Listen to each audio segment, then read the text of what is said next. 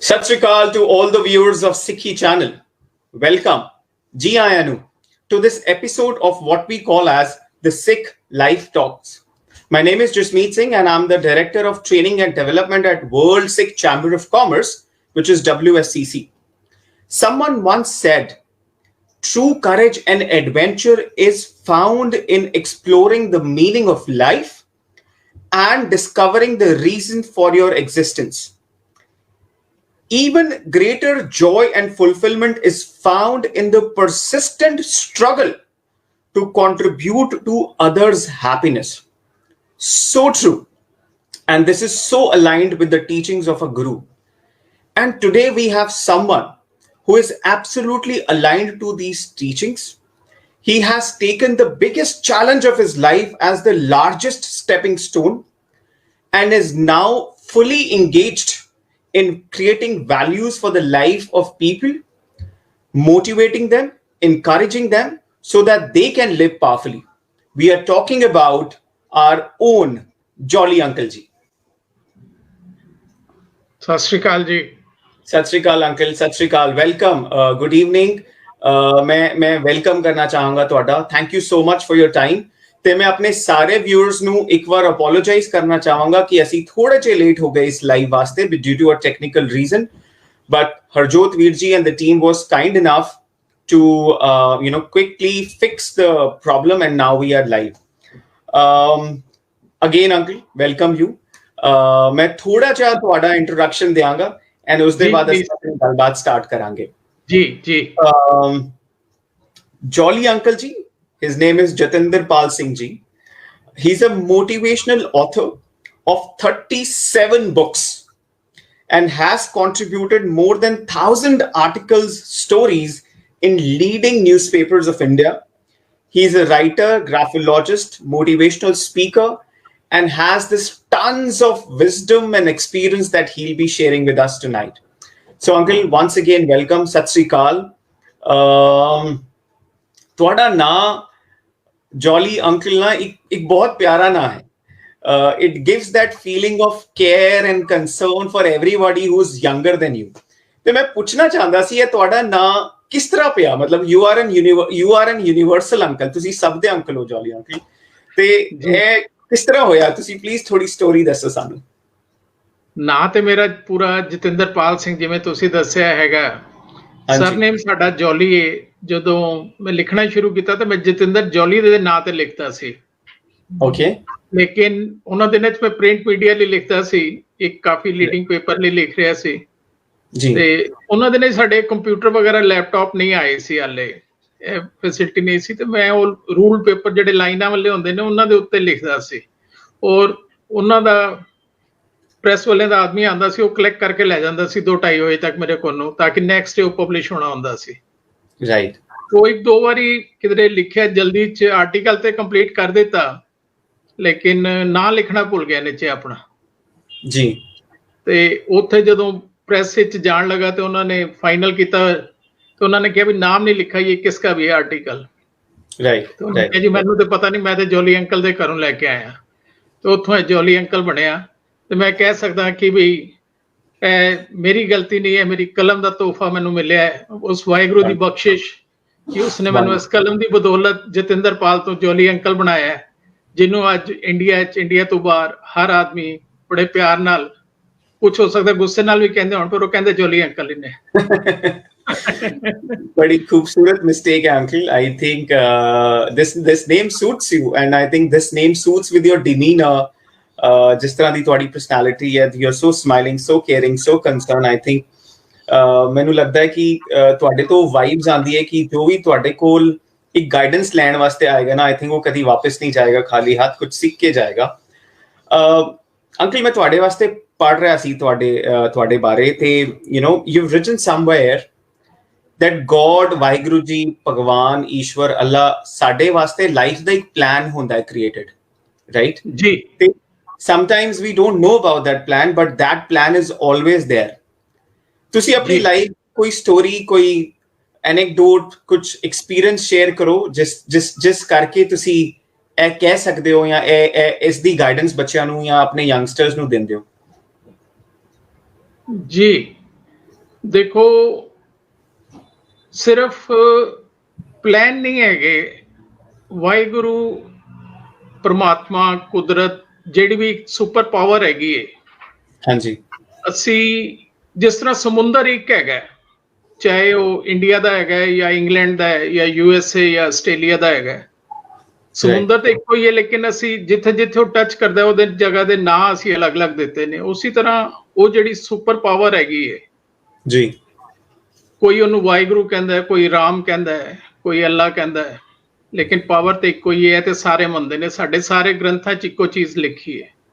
Right right. ਉਹਨਾਂ ਨੇ ਹੁਣ ਸਾਡੇ ਜਿਹੜੇ ਦੁਨਿਆਵੀ ਮਾਤਾ ਪਿਤਾ ਨੇ, ਉਹ ਵੀ ਸਾਡੇ ਲਈ ਜੋ ਬੈਸਟ ਹੋ ਸਕਦਾ, ਜੋ ਉਹਨਾਂ ਕੋਲ ਨਹੀਂ ਵੀ ਸੋਰਸਿਸ ਹੁੰਦੇ, ਉਹ ਵੀ ਬੱਚਿਆਂ ਲਈ ਉਹ ਬੈਸਟ ਕਰਨ ਦੀ ਕੋਸ਼ਿਸ਼ ਕਰਦੇ ਨੇ। ਬਿਲਕੁਲ। ਉਸ ਸੁਪਰ ਪਾਵਰ ਨੇ ਜਿੰਨੇ ਸਾਨੂੰ ਇਸ ਬਣਾ ਕੇ ਇਸ ਧਰਤੀ ਤੇ ਭੇਜਿਆ ਹੈਗਾ, ਉਹਨੇ ਕਿੰਨੇ ਗੁਣ ਸਾਡੇ ਅੰਦਰ ਪਾਏ ਹੋਣੇ ਨੇ। ਰਾਈਟ। ਲੇਕਿਨ ਦਿੱਕਤ ਕੀ ਹੁੰਦੀ ਹੈ ਕਿ ਅਸੀਂ ਆਪਣੇ ਆਪ ਨੂੰ ਪਹਿਚਾਣਦੇ ਨਹੀਂ, ਗਲਤੀ ਨਾਲ ਜਾਂ ਜਿਸ ਤਰ੍ਹਾਂ ਵੀ ਰੱਬ ਦੀ ਟੈਕਨੋਲੋਜੀ ਅਸੀਂ ਲੋਕੀ ਕਿਉਂਕਿ ਇਸ ਕਾਬਿਲ ਨਹੀਂ ਹੈਗੇ, ਸਾਡੇ ਕੋਲ ਇਸ ਤਰ੍ਹਾਂ ਦੀ ਜ਼ੁਬਾਨ ਨਹੀਂ ਹੈਗੀ, ਇਸ ਤਰ੍ਹਾਂ ਦੀਆਂ ਅੱਖਾਂ ਨਹੀਂ ਹੈਗੀਆਂ ਕਿ ਅਸੀਂ ਉਹਦੇ ਬਾਰੇ ਕੋਈ ਗੱਲ ਕਰ ਸਕੀਏ ਜਾਂ ਉਹਨੂੰ ਸਮਝ ਸਕੀਏ। ਲੇਕਿਨ ਉਸਨੇ ਅੱਖਾਂ ਐਸੀ ਜਗ੍ਹਾ ਲਗਾਈਆਂ ਕਿ ਸਿਰਫ ਸਾਨੂੰ ਬਾਹਰ ਦੀਆਂ ਚੀਜ਼ਾਂ ਦਿਖਾਈ ਦਿੰਦੀਆਂ ਨੇ, ਦੂਸਰੇ ਲੋਕਾਂ ਦੀਆਂ ਚੰਗਿਆਈਆਂ ਜਾਂ ਬੁਰਾਈਆਂ ਦਿਖਾਈਆਂ ਦਿੰਦੀਆਂ ਨੇ। ਜੀ। ਅਸੀਂ ਕਦੀ ਵੀ ਆਪਣੇ ਆਪ ਦੇ ਅੰਦਰ ਝਾਤੀ ਮਾਰਨ ਜੋਗੇ ਨਹੀਂ ਹੈਗੇ ਕਿ ਅਸੀਂ, ਔਰ ਅੱਜ ਤੱਕ ਦੁਨੀਆ ਦੇ ਵਿੱਚ ਚਾਹੇ ਮਹਾਤਮਾ ਬੁੱਧ ਨੂੰ ਲੈ ਲਓ, ਸਾਡੇ ਗੁਰੂ ਲੈ ਲਓ, ਕਿਸੇ ਵੀ ਧਰਮ ਦੇ ਗੁਰੂ ਲੈ ਲਓ, ਜਿਹਨੂੰ ਵੀ ਗਿਆਨ ਦੀ ਪ੍ਰਾਪਤੀ ਹੋਈ ਹੈ, ਜਿਹਨੂੰ ਵੀ ਆਪਣੇ ਗੁਣਾਂ ਦਾ ਪਤਾ ਲੱਗਾ ਹੈ, ਉਹ ਉਹਨੂੰ ਆਪਣੇ ਅੰਦਰੋਂ ਹੀ ਮਿਲੇ ਨੇ, ਬਾਹਰੋਂ ਕਦੇ ਕਿਸੇ ਨੂੰ ਕੁਝ ਨਹੀਂ ਮਿਲਿਆ। ਲੇਕਿਨ ਸਾਡੇ ਪੰਜਾਬੀਆਂ 'ਚ ਖਾਸ ਤੌਰ ਤੇ ਹੁੰਦਾ ਕੀ ਹੈ ਕਿ ਜਦੋਂ ਬ੍ਰੇਨ ਡਿਵੈਲਪ ਹੋ ਰਿਹਾ ਹੁੰਦਾ ਹੈ 5-5.5 ਸਾਲ ਤੱਕ, ਤਕਰੀਬਨ 80% ਉਸ ਟਾਈਮ ਡਿਵੈਲਪ ਹੋ ਜਾਂਦਾ ਹੈ। ਹਾਂਜੀ ਹਾਂਜੀ। ਉਸ ਟਾਈਮ ਅਸੀਂ ਬੱਚਿਆਂ ਦੇ ਅੰਦਰ ਪਹਿਲੇ ਵੀ ਇਹੀ ਟ੍ਰੈਂਡ ਸੀ, ਅੱਜ ਵੀ ਬਹੁਤਾ ਟ੍ਰੈਂਡ ਵਿੱਚ ਫਰਕ ਨਹੀਂ ਆਇਆ। ਅਸੀਂ ਖਾਣਾ ਪੀਣਾ ਪੀਜ਼ਾ 버ਗਰ ਤੇ ਸ਼ੁਰੂ ਕਰਤਾ ਹੈ, ਫਟੀਆਂ ਜੀਨਾਂ ਪਾਉਣੀਆਂ ਸ਼ੁਰੂ ਕਰਤੀਆਂ ਨੇ, ਲੇਕਿਨ ਸੋਚ ਹਾਲੇ ਵੀ ਸਾਡੀ ਨਾ, ਜਦੋਂ ਆਉਂਦੀ ਹੈ ਨਾ, ਬੱਚਾ MBBS ਦਾ ਪੇਪਰ ਦੇਣ ਜਾਂਦਾ ਤੇ ਮਾਂ ਕਹਿੰਦੀ ਪੁੱਤਰ ਦਹੀਂ ਖਾ ਕੇ ਜਾਈਂ, ਉਹਦੇ ਨਾਲ ਪੇਪਰ ਚੰਗਾ ਹੋਏਗਾ, ਤੂੰ ਚੰਗਾ ਡਾਕਟਰ ਬਣੇਗਾ। ਸੋਚ ਅਸੀਂ ਨਹੀਂ ਬਦਲੀ, ਆਪਣੀ ਸੋਚ ਨੂੰ ਵੱਡਾ ਨਹੀਂ ਕੀਤਾ। ਸੋਚ ਸਾਡੀ ਅੱਜ ਵੀ ਉਸੇ ਤਰ੍ਹਾਂ ਦੀ ਹੈ। ਤੇ ਜਦੋਂ ਬੱਚੇ ਛੋਟੇ ਹੁੰਦੇ ਨੇ, ਅਸੀਂ ਸਿਰਫ 2 ਚੀਜ਼ਾਂ ਉਹਨਾਂ ਦੇ ਦਿਮਾਗ ਵਿੱਚ ਭਰਦੇ ਹਾਂ, ਨੈਗੇਟਿਵ ਔਰ ਡਰ। ਪੁੱਤਰ ਇਹ ਨਾ ਕਰੀ, ਇਹਦੇ ਨਾਲ ਤੈਨੂੰ ਇਹ ਦਿੱਕਤ ਹੋਏਗੀ, ਚੋਟ ਲੱਗ ਜਾਏਗੀ, ਤੈਨੂੰ ਸੱਟ ਲੱਗ ਜਾਏਗੀ, ਤੈਨੂੰ ਬਿਜਲੀ ਦੇ ਕੋਲ ਨਾ ਜਾਈਂ, ਕਰੰਟ ਲੱਗ ਜਾਏਗਾ, ਪਾਰਕ ਵਿੱਚ ਨਹੀਂ ਜਾਣਾ, ਸਾਈਕਲ ਨਹੀਂ ਚਲਾਣਾ। ਮੀਨਸ ਨੋ ਨੋ ਨੋ ਨੋ, ਅਸੀਂ ਕਦੀ ਉਹਨੂੰ ਇਨਕਰੇਜ ਕਰਦੇ ਹੀ ਨਹੀਂ। Right right. ਹੁੰਦਾ ਕੀ ਹੈਗਾ ਕਿ ਨੈਗੇਟਿਵਿਟੀ ਦੀਆਂ ਇੰਨੀਆਂ ਲੇਅਰ ਸਾਡੇ ਉੱਤੇ ਜੰਮ ਜਾਂਦੀਆਂ ਨੇ, ਕਿਉਂਕਿ ਸਾਡੇ ਕੋਲ ਜਿਹੜਾ ਸਕਸੈਸ ਦਾ, ਲਾਈਫ ਨੂੰ ਅੱਗੇ ਚਲਾਉਣ ਦਾ ਜਿਹੜਾ ਸਭ ਤੋਂ ਵੱਡਾ ਇੱਕ ਟੂਲ, ਇੱਕ ਹਥਿਆਰ ਹੈਗਾ, ਉਹ ਇੱਕ ਸਾਡਾ ਪੋਜ਼ਿਟਿਵ ਵਿਚਾਰ ਹੁੰਦਾ ਹੈ। ਜੀ। ਹੁਣ ਜੇ ਇੱਕ ਪੋਜ਼ਿਟਿਵ ਵਿਚਾਰ ਦੇ ਉੱਤੇ 100 ਨੈਗੇਟਿਵ ਵਿਚਾਰਾਂ ਦੀ ਲੇਅਰ ਜੰਮ ਜਾਏਗੀ ਜੀ, ਤੇ ਅਸੀਂ ਕੰਮ ਕਰਾਂਗੇ? ਕਰ ਹੀ ਨਹੀਂ ਸਕਦੇ।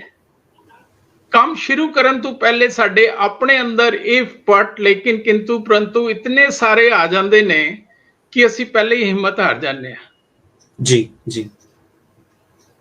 ਅਸੀਂ ਦੂਸਰੇ ਨਾਲ ਤਾਂ ਕੰਪੇਅਰ ਕਰਦੇ ਹਾਂ ਕਿ ਉਹ ਮੇਰੇ ਨਾਲ ਪੜਦਾ ਸੀ, ਉਹ ਬੈਂਕ ਵਿੱਚ ਮੈਨੇਜਰ ਲੱਗ ਗਿਆ, ਉਹਨੇ ਫੈਕਟਰੀ ਸਟੈਬਲਿਸ਼ ਕਰ ਲਈ ਆਪਣੀ, ਉਹਨੇ ਫੈਮਿਲੀ ਦਾ ਬਿਜ਼ਨਸ ਜੁਆਇਨ ਕਰ ਲਿਆ, ਉਹ ਕੈਨੇਡਾ ਚਲਾ ਗਿਆ। ਜੀ। ਹਰ ਇਨਸਾਨ ਦੇ ਅੰਦਰ ਆਪਣੇ ਗੁਣ ਹੈਗੇ ਨੇ। ਜ਼ਿੰਦਗੀ 'ਚ ਸਾਨੂੰ ਕਦੇ ਵੀ ਦੂਸਰੇ ਨਾਲ ਕੰਪੇਅਰ ਨਹੀਂ ਕਰਨਾ ਚਾਹੀਦਾ। True true. ਅੱਜ ਸ਼ੇਰ ਨੂੰ ਅਸੀਂ ਕਹੀਏ ਵੀ ਤੂੰ 1 ਘੰਟਾ ਪਾਣੀ 'ਚ ਬੈਠ ਜਾ, ਉਹ ਨਹੀਂ ਬੈਠ ਸਕਦਾ। ਵੀ ਤੈਰ ਕੇ ਦਿਖਾ, ਕਿਵੇਂ ਤੈਰੇਗਾ ਸ਼ੇਰ? ਮਛਲੀ ਨੂੰ ਕਹੀਏ ਵੀ ਪੇੜ ਤੇ ਚੜ ਕੇ ਦਿਖਾ, ਮਛਲੀ ਕਿੱਥੋਂ ਚੜ ਜਾਏਗੀ ਪੇੜ ਤੇ? ਸਹੀ ਗੱਲ, ਬਿਲਕੁਲ ਸਹੀ, ਬਿਲਕੁਲ ਸਹੀ। ਤੇ ਹਰ ਇਨਸਾਨ ਦੇ ਅੰਦਰ ਇਸੇ ਤਰ੍ਹਾਂ ਹਰ ਜੀਵ ਦੇ ਅੰਦਰ ਕੁਝ ਖਾਸ ਕੁਆਲਿਟੀਜ਼ ਨੇ। ਹਰ ਆਦਮੀ ਸਾਰਾ ਕੁਝ ਨਹੀਂ ਕਰ ਸਕਦਾ, ਲੇਕਿਨ ਹਰ ਆਦਮੀ ਕੁਝ ਨਾ ਕੁਝ ਕ੍ਰਿਸ਼ਮੇ ਜ਼ਰੂਰ ਕਰ ਸਕਦਾ ਹੈ। Very true. I think creator ਨੇ, ਵਾਹਿਗੁਰੂ ਜੀ ਨੇ ਸਾਨੂੰ ਸਭ ਨੂੰ ਯੂਨੀਕ ਕੁਝ ਟ੍ਰੇਟਸ, ਕੁਝ ਪਾਵਰ ਜ਼ਰੂਰ ਦਿੱਤੀਆਂ ਨੇ ਜੋ ਸਾਨੂੰ ਸ਼ਾਇਦ ਤੁਹਾਡੇ ਜਿਹੇ ਬਜ਼ੁਰਗ the people who know so much and who know so much about life like you, we will really need your guidance, uncle, to sort of actually bring those changes. ਤੇ ਮੈਂ ਤੁਹਾਡੀ ਗੱਲ ਨਾਲ ਬਿਲਕੁਲ ਸਹਿਮਤ ਹਾਂ ਤੇ ਮੈਂ ਇਹ ਪੁੱਛਣਾ ਚਾਹਨਾ ਤੁਹਾਨੂੰ ਜੀ ਕਿ ਸਾਇੰਸ ਵੀ ਕਹਿੰਦੀ ਹੈ ਕਿ ਸਾਡਾ ਮਾਨਸਿਕ ਵਿਕਾਸ 7 ਸਾਲ ਤੱਕ ਹੋ ਜਾਂਦਾ ਹੈ. we create our subconscious patterns by the age of 7. ਹਾਂਜੀ ਉਹ ਸਾਰੇ ਪੈਟਰਨ ਸਾਡੀ ਪੂਰੀ ਲਾਈਫ ਨੂੰ ਗਵਰਨ ਕਰਦੇ ਨੇ, ਰਾਈਟ ਜੀ. ਤੇ ਆਈ ਥਿੰਕ ਇਹ ਬੜਾ ਕ੍ਰਿਟੀਕਲ ਟਾਈਮ ਹੁੰਦਾ ਹੈ ਕਿਸੇ ਵੀ ਬੱਚੇ ਦੀ ਲਾਈਫ ਵਿੱਚ, ਰਾਈਟ. ਤੇ ਤੁਸੀਂ ਸਹੀ ਕਿਹਾ ਕਿ ਸਾਡੇ ਪੇਰੈਂਟਸ ਉਹਨਾਂ ਕੋਲ ਜੋ ਵੀ ਬੈਸਟ ਹੋ ਸਕਦਾ ਉਹ ਕਰਦੇ ਨੇ. But uncle, would you want to give any suggestion to these parents through this stage, through this medium, ਕਿ ਉਹ ਆਪਣੇ ਬੱਚਿਆਂ ਨੂੰ ਕਿਸ ਤਰ੍ਹਾਂ ਟ੍ਰੀਟ ਕਰਨ ਕਿ ਉਹਨਾਂ ਦੇ subconscious patterns turning impossible into possible ਵਾਲਾ ਬਣ ਜਾਏ, so that we can really empower our youth. ਤੇ ਤੁਸੀਂ ਕੀ ਆਪਣੇ ਵਿਚਾਰ ਸ਼ੇਅਰ ਕਰਨਾ ਚਾਹੋਗੇ specifically with these parents? ਨਹੀਂ, ਇਹ ਤੁਸੀਂ ਕਿਸ ਏਜ ਗਰੁੱਪ ਦੇ ਬੱਚਿਆਂ ਦੀ ਗੱਲ ਕਰ ਰਹੇ ਹੈਗੇ? ਅਸੀਂ I mean, let's talk about young people. ਹਾਲਾਂਕਿ subconscious pattern ਤੇ 7 ਸਾਲ ਤੱਕ ਹੀ ਬਣ ਜਾਂਦੇ ਨੇ, like science says. ਬਟ ਫਿਰ ਵੀ ਸਾਡੇ ਜਿਹੜੇ ਪੇਰੈਂਟਸ ਨੇ, ਅਗਰ ਤੁਸੀਂ ਉਹਨਾਂ ਨੂੰ ਮੈਸੇਜ ਦੇਣਾ ਚਾਹੁੰਦੇ ਹੋ, what would that be? How should they talk to their children so that they really develop a very strong mindset? ਦੇਖੋ, ਪਹਿਲੇ ਜਿਹੜੀ ਸਾਡੇ ਟਾਈਮ ਤੇ ਜਦੋਂ ਸਾਡਾ ਬਚਪਨ ਸੀ, ਔਰ ਉਸ ਤੋਂ ਪਿੱਛੇ, ਕਿਉਂਕਿ ਮੈਂ ਆਪਣੀਆਂ ਪਿਛਲੀਆਂ ਵੀ 3 ਜਨਰੇਸ਼ਨ ਦੇਖੀਆਂ ਨੇ, ਔਰ ਹੁਣ ਅੱਗੇ ਦੇ ਵੀ ਮੇਰੇ ਬੇਟੇ, ਉਹਨਾਂ ਦੇ ਬੱਚੇ ਹੈਗੇ ਨੇ, ਮੇਰੀਆਂ ਗ੍ਰੈਂਡ ਡਾਟਰਸ ਹੈਗੀਆਂ ਨੇ, ਉਹਨਾਂ ਨਾਲ ਵੀ ਮੈਂ ਮਤਲਬ ਕਿ ਰਹਿ ਰਿਹਾ ਤੇ ਅਸੀਂ ਸਾਰਾ ਦੇਖ ਰਹੇ ਹਾਂ, ਮਾਹੌਲ ਨੂੰ ਸਮਝ ਰਹੇ ਹਾਂ, ਤੇ ਬਹੁਤ ਜ਼ਿਆਦਾ ਚੇਂਜ ਆਇਆ ਹੈ. ਜਿਸ ਤਰ੍ਹਾਂ ਟੈਕਨੋਲੋਜੀ 'ਚ ਬੜਾ ਚੇਂਜ ਆਇਆ, ਉਸੇ ਤਰ੍ਹਾਂ ਰਿਲੇਸ਼ਨਸ਼ਿਪ ਵਿੱਚ, ਸਾਡੀ ਲਾਈਫ ਵਿੱਚ, ਸਾਡੀ ਸੋਚ ਵਿੱਚ ਵੀ ਬੜਾ ਵੱਡਾ ਚੇਂਜ ਆਇਆ. ਰਾਈਟ. ਅਤੇ ਛੋਟਾ ਜਿਹਾ ਮੈਂ ਇੱਕ ਐਗਜ਼ਾਮਪਲ ਦੇਣਾ ਚਾਹਾਂਗਾ ਪਹਿਲੇ ਆਪਣੀ ਗੱਲ ਨੂੰ ਅੱਗੇ ਕਰਨ ਤੋਂ. ਜਾਪਾਨ ਵਿੱਚ ਪਹਿਲੇ ਜੇ ਕੋਈ ਇਲੈਕਟ੍ਰੋਨਿਕ ਦੀ ਚੀਜ਼ ਬਣਦੀ ਸੀ, ਉਹਦੀ ਐਵਰੇਜ ਲਾਈਫ ਹੁੰਦੀ ਸੀ 10 ਸਾਲ. ਹਾਂਜੀ. ਅੱਜ ਉਹਦੀ ਲਾਈਫ ਰਹਿ ਗਈ 3 ਮਹੀਨੇ. ਰਾਈਟ. 3 ਮਹੀਨੇ ਤੋਂ ਬਾਅਦ ਉਹ ਆਈਟਮ, ਚਾਹੇ ਉਹ ਫੋਨ ਹੈਗੇ ਨੇ, ਚਾਹੇ ਉਹ ਟੀਵੀ ਨੇ, ਚਾਹੇ IT ਦੀ ਕੋਈ ਆਈਟਮ ਹੈਗੀ ਹੈ, ਸੌਫਟਵੇਅਰ ਜਾਂ ਦੂਸਰੀਆਂ ਚੀਜ਼ਾਂ ਨੇ, 3 ਮਹੀਨੇ ਬਾਅਦ ਉਹ ਫੇਸ ਆਊਟ ਹੋ ਜਾਂਦੀਆਂ ਨੇ. ਜੀ.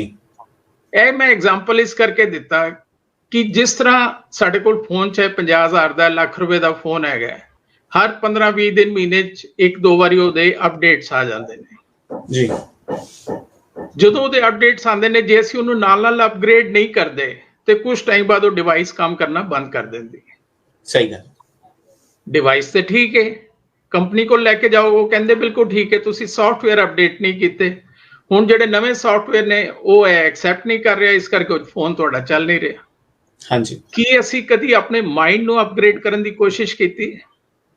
ਰਾਈਟ. ਅੱਜ ਅਸੀਂ 40-50 ਸਾਲ 60 ਸਾਲ ਦੇ ਹੋ ਗਏ ਆ, ਅਸੀਂ ਆਪਣੇ ਲੁਕਸ ਦੇ ਉੱਤੇ ਬਾਹਰ ਤੇ ਮਾਲ ਵਿੱਚ ਜਾ ਕੇ ਵਧੀਆ ਤੋਂ ਵਧੀਆ ਆਪਣੇ ਡਰੈਸਿਸ, ਹਰ ਚੀਜ਼ ਵਧੀਆ, ਘੜੀ, ਸ਼ੂਜ਼, ਚਸ਼ਮੇ ਫਸਟ ਕਲਾਸ ਲੈ ਲੈਂਦੇ ਆ. ਲੇਕਿਨ ਮਾਈਂਡ ਨੂੰ ਅਸੀਂ ਲਾਸਟ ਕਦੋਂ ਅਪਗ੍ਰੇਡ ਕੀਤਾ ਸੀ?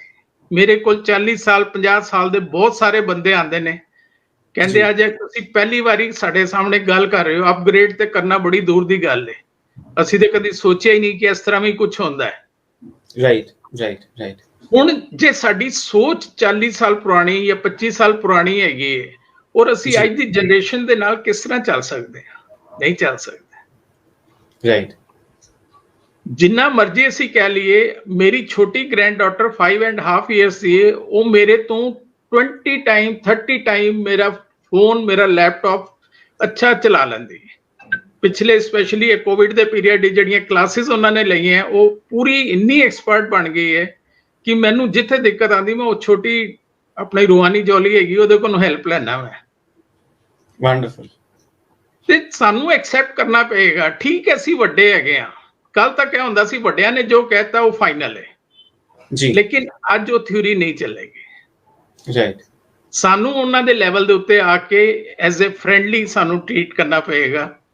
ਸਾਨੂੰ ਜੋ ਕੁਝ ਉਹ ਕਹਿੰਦੇ ਨੇ ਉਹਨਾਂ ਨੂੰ ਸਮਝਾਉਣ ਤੋਂ ਪਹਿਲੇ ਸਾਨੂੰ ਉਹਨਾਂ ਦੀ ਗੱਲ ਨੂੰ ਸਮਝਣਾ ਪਏਗਾ ਜੀ, ਕਿ ਉਹ ਕੀ ਗੱਲ ਕਹਿ ਰਹੇ ਨੇ, ਕਿਉਂ ਕਹਿ ਰਹੇ ਨੇ, ਕਿਉਂਕਿ ਅੱਜ ਦੇ ਬੱਚੇ ਸਾਡੀ ਗੱਲ ਨੂੰ ਬਲਾਈਂਡਲੀ ਐਕਸੈਪਟ ਕਰਨ ਨੂੰ ਤਿਆਰ ਨਹੀਂ ਹੈਗੇ।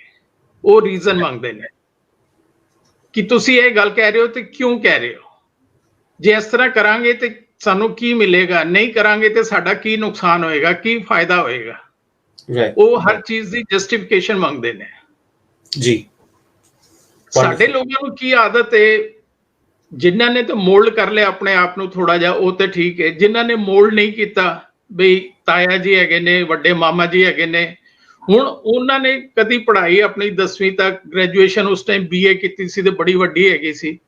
ਮੈਂ ਉਸ ਟਾਈਮ ਦਾ 40 ਸਾਲ ਪਹਿਲੇ ਦਾ ਗ੍ਰੈਜੂਏਟ ਹੈਗਾ, ਤੂੰ ਅੱਜ ਮੈਨੂੰ ਸਮਝਾਏਗਾ? ਸਾਨੂੰ ਸਮਝਣਾ ਪਏਗਾ। right wonderfully explained uncle, thank you so much for that wisdom। ਤੇ ਮੈਂ ਇੱਕ ਇਸੀ ਚੀਜ਼ ਨੂੰ ਕੰਟੀਨਿਊ ਕਰਦੇ ਹੋਏ ਨਾ ਯੂਥ ਬਾਰੇ ਵੀ ਤੁਹਾਡੇ ਕੋਲ ਪੁੱਛਣਾ ਚਾਹਾਂਗਾ, ਬਿਕਾਜ਼ ਕੋਵਿਡ ਜਾਂ ਫਿਰ ਇਹ ਜਿਹੜਾ ਸਮਾਂ ਚੱਲ ਰਿਹਾ ਹੈ, ਖਾਸ ਕਰ ਯੰਗ ਲੋਕਾਂ ਵਾਸਤੇ ਇੱਕ ਬੜਾ ਚੈਲੰਜਿੰਗ ਟਾਈਮਸ ਹੈ। ਜੇ ਅਸੀਂ ਜੌਬ ਲੌਸ ਦੀ ਗੱਲ ਕਰੀਏ ਜਾਂ ਕਰੀਅਰ ਦੀ ਗੱਲ ਕਰੀਏ, ਪੋਪੂਲੇਸ਼ਨ ਦੀ ਗੱਲ ਕਰੀਏ, ਕਰਪਸ਼ਨ ਦੀ ਗੱਲ ਕਰੀਏ, somehow youth faces a lot of competition and a lot of situations ਜਿੱਥੇ ਉਹਨਾਂ ਨੂੰ ਲੱਗਦਾ ਹੈ ਕਿ ਟਫ ਹੈ। ਤੇ what would be your message? How will you motivate this youth? What would you want to say to this youth, uncle? ਦੇਖੋ, youth ਨੂੰ ਜੇ ਮੋਟੀਵੇਟ ਕਰਨਾ ਹੈ ਜੀ, ਮੇਰਾ ਬੇਸਿਕ ਪ੍ਰਿੰਸੀਪਲ ਮੈਂ ਇੱਕ ਲਾਈਨ ਵਿੱਚ ਕਵਾਂਗਾ ਤੇ ਉਹਨਾਂ ਨੂੰ 1 ਮਿੰਟ ਵਿੱਚ ਗੱਲ ਸਮਝ ਆਏਗੀ, ਜੇ ਉਹ ਸਮਝਣਾ ਚਾਹਣ। ਜੀ, ਅਸੀਂ ਜਿੰਨੇ ਮਰਜ਼ੀ ਸੈਮੀਨਾਰ ਅਟੈਂਡ ਕਰ ਲਈਏ, ਜਿੰਨੀਆਂ ਮਰਜ਼ੀ ਅਸੀਂ ਮੋਟੀਵੇਸ਼ਨਲ ਵਰਕਸ਼ਾਪ ਅਟੈਂਡ ਕਰ ਲਈਏ, ਜਿੰਨੀਆਂ ਮਰਜ਼ੀ ਵੀਡੀਓ ਦੇਖ ਲਈਏ, ਜੀ, 2-4 ਦਿਨ, ਹਫਤਾ, 10 ਦਿਨ ਉਹਦਾ ਅਸਰ ਰਹਿੰਦਾ ਹੈ। 15-20 ਦਿਨ ਤੋਂ ਪਹਿਲੇ ਸਭ ਕੁਝ ਖਤਮ ਹੋ ਜਾਂਦਾ ਹੈ। ਬਿਲਕੁਲ ਸੱਚੀ ਗੱਲ ਹੈ। ਅਸਲੀ ਮੋਟੀਵੇਸ਼ਨ ਲੈਣੀ ਹੈ, ਇੱਕ ਸੈਂਟੈਂਸ ਦੀ ਮੋਟੀਵੇਸ਼ਨ। ਜਿੰਨੇ ਮੇਰੇ ਦੋਸਤ, ਛੋਟੇ ਵੀਰ, ਛੋਟੇ ਭਰਾ, ਬੱਚੇ ਸੁਣ ਰਹੇ ਨੇ, ਇੱਕ ਪ੍ਰੋਮਿਸ ਆਪਣੇ ਆਪ ਨਾਲ ਕਰੋ ਕਿ ਮੈਂ ਕਰ ਸਕਦਾ ਹਾਂ, ਮੈਂ ਕਰਕੇ ਦਿਖਾਵਾਂਗਾ। ਜਸਟ ਇੱਕ ਸੈਂਟੈਂਸ, ਮੈਂ ਕਰ ਸਕਦਾ ਹਾਂ, ਮੈਂ ਕਰਕੇ ਦਿਖਾਵਾਂਗਾ। ਜਿਸ ਦਿਨ ਅਸੀਂ ਇਹ ਪ੍ਰੋਮਿਸ ਆਪਣੇ ਆਪ ਨਾਲ ਕਰ ਲਈਏ, ਉਸ ਦਿਨ ਸਾਨੂੰ ਬਾਹਰ ਦੀ ਮੋਟੀਵੇਸ਼ਨ ਦੀ ਲੋੜ ਨਹੀਂ ਪਏਗੀ। ਜਿੱਥੇ ਤੱਕ ਤੁਸੀਂ ਕਿਹਾ ਕਿ ਕੰਪੀਟੀਸ਼ਨ 138 ਕਰੋੜ ਬੰਦਿਆਂ ਦਾ ਦੇਸ਼ ਹੈ, ਮੈਨੂੰ ਨਹੀਂ ਲੱਗਦਾ ਕਿਧਰੇ ਕੰਪੀਟੀਸ਼ਨ ਹੈਗਾ। ਵੰਡਰਫੁਲ। ਸਿਰਫ ਲੋੜ ਹੈਗੀ ਏ ਕਿ ਸਾਨੂੰ ਭੀੜ ਤੋਂ ਥੋੜਾ ਜਿਹਾ ਆਪਣੇ ਆਪ ਨੂੰ ਅਲੱਗ ਕਰਨ ਦੀ। ਜੇ ਸਾਡੀ ਕਲੋਨੀ ਦੇ ਵਿੱਚ, ਸਾਡੀ ਮਾਰਕੀਟ ਦੇ ਵਿੱਚ 50-100 ਆਦਮੀ ਕੰਮ ਕਰ ਰਹੇ ਨੇ, ਅਸੀਂ ਇਹ ਦੇਖੀਏ ਕਿ ਅਸੀਂ ਉਹਦੇ ਚ ਐਡੀਸ਼ਨਲ ਕੀ ਦੇ ਸਕਦੇ ਹਾਂ, ਅਸੀਂ ਕਸਟਮਰ ਨੂੰ ਕੁਝ ਐਕਸਟਰਾ ਕੀ ਡਿਲੀਵਰ ਕਰ ਸਕਦੇ ਹਾਂ। ਰਾਈਟ। ਹੁਣ ਟੀ-ਸ਼ਰਟ ਗਾਂਧੀ ਨਗਰ ਮਾਰਕੀਟ ਹੈਗੀ, 50 ਬੰਦੇ 100 ਬੰਦੇ ਟੀ-ਸ਼ਰਟ ਵੇਚ ਰਹੇ ਨੇ। ਇੱਕ ਬੰਦੇ ਨੇ ਪੰਜਾਬੀ ਦੇ ਸਲੋਗਨ ਲਿਖਣੇ ਸ਼ੁਰੂ ਕੀਤੇ, ਉਹਨੇ ਰੇਟ ਡਬਲ ਕਰਤਾ, ਉਹਦੀ ਸੇਲ ਸਭ ਤੋਂ ਜ਼ਿਆਦਾ ਹੋ ਗਈ। ਉਹ ਲੋਗੋ ਪ੍ਰਿੰਟ ਕਰਨ ਦੇ, ਇੱਕੋ ਮੈਸੇਜ ਪ੍ਰਿੰਟ ਕਰਨ ਦੇ ਹਾਰਡਲੀ 25 ਤੋਂ 30 ਰੁਪਏ, ਮੈਕਸਿਮਮ 50 ਰੁਪਏ ਕਾਸਟ ਆਈ। ਕਾਸਟ ਉਹਨੇ ਟੀ-ਸ਼ਰਟ ਦੀ ਡਬਲ ਕਰਤੀ, ਲੇਕਿਨ ਇੱਕ ਮੈਸੇਜ ਲਿਖਣ ਨਾਲ ਉਹਦੀ ਸੇਲ ਡਬਲ ਹੋ ਗਈ, ਬਾਕੀ ਭੀੜ ਨਾਲੋਂ ਅਲੱਗ ਹੋ ਗਿਆ। ਕੰਪੀਟੀਸ਼ਨ ਖਤਮ ਹੋ ਗਿਆ। ਇੱਕ ਅੱਛਾ ਇਲੈਕਟ੍ਰੀਸ਼ੀਅਨ ਹੈਗਾ,